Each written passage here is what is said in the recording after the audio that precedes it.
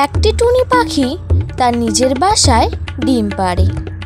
কিছুদিন পর ডিমটি ফুটে ছানা বের হয়। একদিন টুনি দানার খোঁজে মাঠে যাবে। সে মেয়েকে বলল, মা, আমি মাঠে যাচ্ছি দানা কুড়োতে, তুই একদম বাড়ির বাইরে বের হবি না।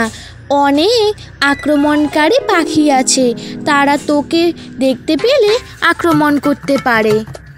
না মা, তুমি নিশ্চিন্তে যাও, আমি বাড়ির বাইরে কোথাও যাব না, তোমাকে আমি কথা দিচ্ছি। টুকি মা, আমি তোর ভালোর জন্যই বাড়ির বাইরে বের হতে না করি, কিন্তু আমি অনেক পাখির কাছেই শুনেছি আমি বাড়িতে না থাকায় তুই বাড়ির বাইরে বের হোস। মা, তুমি আমার কথা বিশ্বাস না করে ওই পাশের বাড়ির পাখিদের কথা বিশ্বাস করো? তাহলে তুমি আমাকে কেমন ভালোবাসো মা? দেখ, আমি তোর কথা সব বুঝতে পারছি, কিন্তু এরকম করা একদম ঠিক না। আমি গেলাম, তুই সাবধানে থাকিস।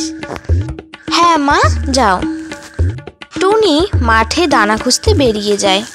এদিকে টুনি বাড়ি থেকে বেরিয়ে যাওয়ার পরে টুনির ছোট্ট ছানা বাড়ি থেকে বের হয়ে যায়।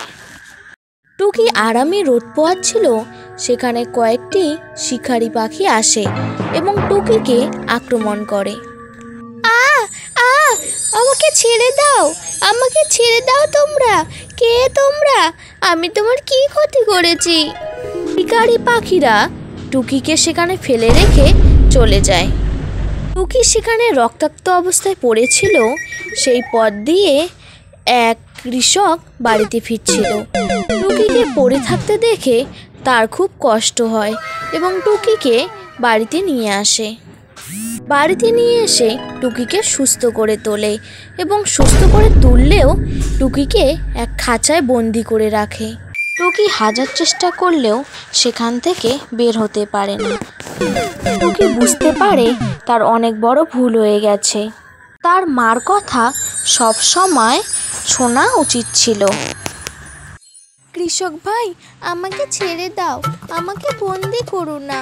আমি আকাশে উড়ে বেড়াতে চাই, আমি পরিবারের সঙ্গে থাকতে চাই। কিন্তু কৃষক টুকির কথা কিছুই বুঝতে পারল না। বন্ধুরা, আমাদের পাখিদেরকে খাঁচায় বন্দি করা একদম উচিত নয়।